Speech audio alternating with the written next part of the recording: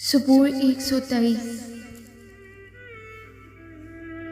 तू जो आसमान पर तक नशीन है, मैं अपनी आंखें तेरी तरफ उठाता हूँ।